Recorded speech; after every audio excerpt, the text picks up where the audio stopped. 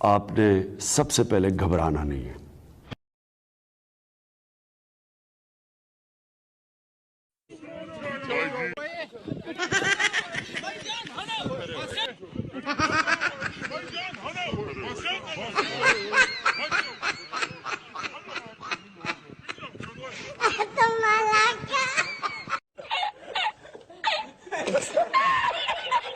वो टाइगर आपके कहाँ गए, कहाँ से लाएंगे वो पैसे? पाकिस्तान के लोगों के पास कहाँ हैं? ले जाओ ये कार्ड, आप ऐश करना, मजे करना, लोगों की चीखें निकल जाएंगी। और हर काम पाक फौज नहीं करना है क्या? और चीन भी क्यों हमारी मदद को आएगा? हर इक़दाम किया गया है, लोगों के जिंदा रहने का कोई चांस ही नहीं छोड़ा गया है। हम तेरी मदद तो करना चाहते हैं, तो रुको जरा, सब्र करो। अब लगा लब्बैक का नारा। उसने कहा अच्छा लब्बैक या रसूल अल्लाह। जब उसने ये नारा लगाया तो उसकी कन पट्टी पे रख के उसने गोली चला दी। कोई थोड़े जुल्म इन्होंने किए, पुलिस वाले मारे गए, जख्मी हो गए। क्यों जख्मी हुए पुलिस वाले? क्या जरूरत थी?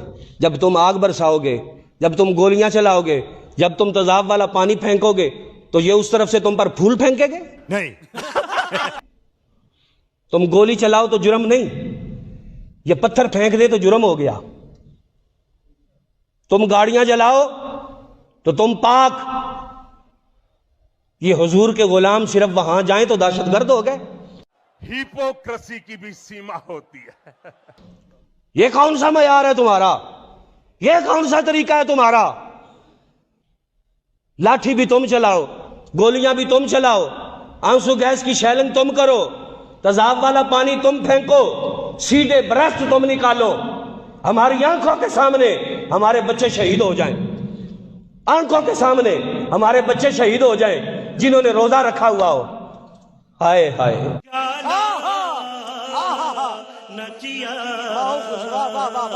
हर गुजरते दिन के साथ कोरोना की वजह से अमवात में इजाफा होता जा रहा है। आज सबसे ज्यादा अमवात हुई हैं, यानी 157 अफराद गुज़िश्ता 24 घंटों के दौरान कोरोना वायरस की वजह से अपनी जान से चले गए हैं। लगारी साहब, है कि पाकिस्तान एक बड़े क्राइसिस का शिकार है। दो तरह के क्राइसिस हैं, एक बीमारी है जो बहुत बड़े बहरान की सूरत में हमारे सर पर नाजिल हुई है, और एक ये हुकूमत की नाकिस कारकर्दगी है जो इस मुल्क के लिए एक अजाब बनी हुई है। इतनी ख़राब हो चुकी है कि अब आपके पास कोई रास्ता बाकी नहीं बचा है कि आप लॉकडाउन करें। अगर आप लॉकडाउन नहीं करते हैं तो फिर हमारे पास चीज़ों को बेहतर करने का कोई रास्ता नहीं है। हमारा चीन तो दोस्त है, और कौन है जो हमारी मदद को आएगा? और चीन भी क्यों हमारी मदद को आएगा जब हम अपनी मदद खुद नहीं करेंगे? हम अपने आप को जब कोरोना से बचाने के लिए किसी चीज़ को भी खातिर में नहीं लाएंगे।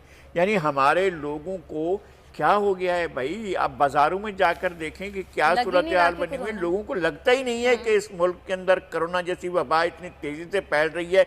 आपको जब लॉकडाउन करेंगे तो लोगों की चीखें निकल जाएंगी उन बस्तियों में जिन बस्तियों में ग़िज़ा की, अजनास की, खाने की, आटे की, शुगर की, पानी की, सब चीज़ की कमियाबी होगी और चीज़ें नहीं मिलेंगी। लेकिन हुकूमत अभी ये कह रही है कि मुकम्मल लॉकडाउन हम लगाएंगे अगर हालात ज़्यादा ख़राब हुए, 1 हफ़्ता देखेंगे या 2 हफ़्ते देखेंगे।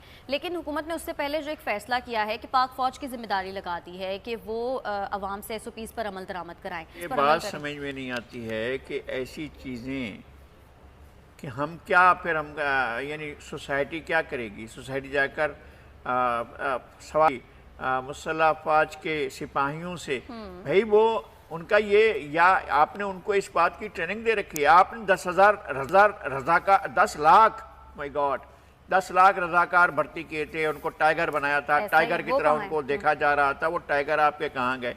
और हमारे जो मुसल्लह अफ़वाज के सिपाही हैं, इनको अगर आप देंगे कि जनाब जाएं असिस्टेंट कमिश्नर साहब, आप सब ये साथ रह जाएं पलटूने और जाकर आप उस पर अमल दरामद कराएं, तो क्या ये आपको लगेगा कि इस तरह से होगा या हो सकेगा? नहीं, आपकी सिविल एडमिनिस्ट्रेशन किस लिए होती है? यानी जो आपके पास सिविल हुकूमत है, सिविल इदारे हैं, सिविल आपके पास ज़िलाई सतह पर, तहसील की सतह पर, यूनियन काउंसिल की सतह पर आप पर एडमिनिस्ट्रेशन मौजूद है, आपराधिक कोर्ट मौजूद है, तो आप उसको क्यों बरूए कार नहीं लाते हैं? किसने मना किया है कि अगर पुलिस में चौक पर एक सिपाही खड़ा हो जाए वो सब दुकानें जाकर बंद करा सकता है, कारोबार बंद करा कर सकता है, SOPs पर अमल करा सकता है? और पाकिस्तान के लोग क्या मतलब वर्दी में आप चाहते हैं कि फ़ौज की वर्दी को جو ہے وہ ہر جگہ آپ جا کر دکھائیں لوگوں ہر کو. کام پاک فوج نہیں کرنا ہے کیا؟ اور ہاں آپ نے یہ سوچا ہے کہ آپ کا دفاع بھی کریں اور پھر جب آپ کو بھائی ٹھیک ہے قدرتی آفات ہوتی ہیں آپ ان میں بلا لیتے ہیں, کبھی زلزلہ آ گیا, سیلاب آ گیا, آندھی آ گئی, طوفان آ گیا, آپ نے بلا لیا فوج کو, کوئی آپ کا ڈیزاسٹر ہوا ہے اس نے بلا لیا.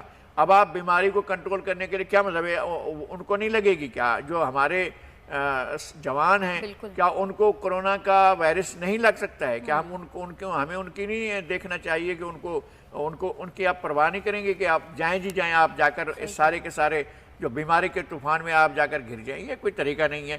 آپ لاک ڈاؤن کا راستہ اختیار کریں, آپ 15 دن کا کریں, 15 دن کھولیں, 15 دن کام کریں. ٹھیک ہے, لوگوں کو اگر خدا نہ خواستہ کوئی کپڑا نہیں ملتا ہے عید کے موقع پر تو کوئی ایسی بات نہیں ہے, اگر ڈبل روٹی نہیں ملے گی تو پھر آپ کو پتہ چل جائے. خوف کریں اس بیماری کا, ڈریں اس بیماری سے جو پھیل رہی ہے. مجھے حیرت ہوئی ہے, میں نے دیکھا ہے کہ خیبر پختونخوا کے ایک شہر کے سرکاری ڈسٹرکٹ ہیڈ کوارٹر اسپتال کی طرف سے بتایا گیا ہے کہ آکسیجن کے لیے اگر آپ آئسولیشن کی جگہ لیں گے تو اس کے 30,000 ہوں گے, اگر کسی اور چیز کے لیے ہوگے تو 40,000 ہوں گے, اگر آپ جو وینٹیلیٹر بنائیں گے تو آپ کے 50,000 روپے ہیں. سرکاری اسپتالوں میں یہ ہو رہا ہے.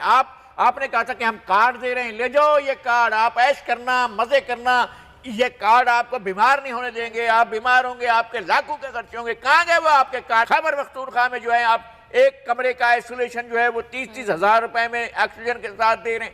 یہ آپ نے کیا کیا ہوا ہے؟ اور مجھے یہ اندازہ ہے, میں کوئی سازش کی تھیوری پر یقین نہیں رکھتا ہوں, لیکن یہ کسی ایجنڈے کے تحت لوگوں سے ہیلتھ فیسلٹی ختم کرنے کے لیے, ان کو روکنے کے لیے کہ وہ جو فری پاکستان میں سرکاری ہسپتالوں میں فری دوائیں دی جاتی ہیں وہ اس کو ختم کرنا چاہتے ہیں, اور لوگوں کہنا چاہتے ہیں یار کارڈ ہے بس کارڈ سے اپنا علاج کرو, 2 سال کے بعد ان کارڈ کی کیا حیثیت ہوگی. آج وہ کارڈ آپ کے کسی کام نہیں آ رہے ہیں, لوگوں سے آپ 30 40 50 ہزار روپے لے رہے ہیں کہ جائیں آپ کو آکسیجن کے ساتھ ہم رکھیں گے تو اتنے پیسے لیں گے. تو کہاں سے لائیں گے وہ پیسے؟ پاکستان کے لوگوں کے پاس کہاں ہیں؟ آپ نے ہر چیز کو کاروبار بنا دیا, آپ نے علاج کو کاروبار بنا دیا, آپ نے دواؤں کو کاروبار بنا دیا. یہاں آپ نے لوگوں کو جینے کے قابل نہیں چھوڑا, اپنی طرف سے ان کو مار دینے کی ہر اقدام کیا گیا ہے, لوگوں کے زندہ رہنے کا کوئی چانس ہی نہیں چھوڑا گیا ہے. گھبرانا نہیں ہے آپ نے, اور مجھے افسوس ہے کہ کئی بڑے گھبرا گئے تھے بیچ میں, ابھی بھی گھبرائے ہوئے ہیں, لیکن کوئی فکر نہ کریں, انشاءاللہ یہ جو اب پاکستان کا جو آنے والا دور ہے یہ بڑا ایکسائٹنگ دور